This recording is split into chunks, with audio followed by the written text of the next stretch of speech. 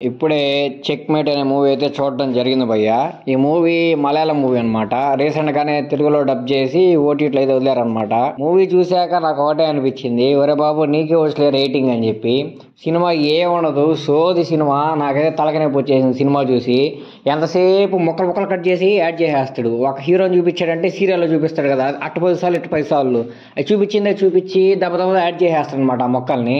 అప్పుడు అనిపించింది, ఒరే బాబు నీకే వచ్చే రేటింగ్ ఇంకెవరికి రాదులేరా అనిపించింది. అటెంప్టెడ్ చేసాడు అనమాట సినిమాని. ఆ స్క్రీన్ ప్లే అయితే అసలు ఇంత వర్స్ట్ స్క్రీన్ ప్లే నేను ఇంతవరకు ఏ మూవీలో అయితే చూసున్నానేమో. చాలా అంటే చాలా బొక్కలాగా ఉంటుంది. ఒక ఆయన ఉంటాడు అనమాట హీరో.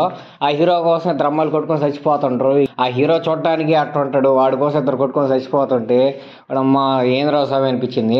దీనికి తల ఉండదు, తోక ఉండదు. అసలు ఈ సినిమా ఎందుకు తీశారో వాళ్ళకన్నా ఐడియా ఉందో లేదో నాకైతే అర్థం కావట్లేదు. అసలు మెయిన్ కాన్సెప్టే ఉండదు, ఏదో డబ్బులు ఉన్నాయి సినిమా తీయాలని చెప్పి తీసినట్టయితే ఉంది.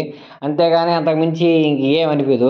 ఎక్కడ స్టార్ట్ అవుతుందో తెలియదు, ఎక్కడ ఎండ్ అవుతుందో తెలియదు. అసలు ఎందుకు స్టార్ట్ అయిందో తెలియదు, అసలు ఎందుకు ఎండ్ అయిందో కూడా తెలియదు. ఎలా అంటే అలాగ చిల్లరగా అయితే తీశారనమాట. ఓటీటీలో కూడా చూసే అంత మూవీ అయితే కూడా కాదు, యూట్యూబ్కి కూడా వర్త్ కాదు నాకు తెలిసి. ఈ మూవీ అంత దారుణంగా ఉంది మూవీ. సినిమా పేరు 'చెక్‌మేట్'. మలయాళం వాళ్ళు కొత్తగా ట్రై చేస్తూ ఉంటారు, అప్పుడప్పుడు ఇలాగ మిస్ఫెయిల్ అయిపోతూ ఉంటాయి అనమాట మూవీస్ అనేటివి. కానీ మిస్ఫెయిల్ అవుతాయి కానీ మరీ ఇంత దారుణంగా అవుతాయని నాకు ఇప్పుడే అర్థమైందనమాట. అసలు క్యాస్ట్ అంతా ఏం బాగాలేదు భయ్య. నాకు హీరోని హీరోయిన్ చూస్తుంటే ఏంద్రా బాబు ఇలా క్యాస్ట్ చేశారు వీళ్ళని అనిపించింది.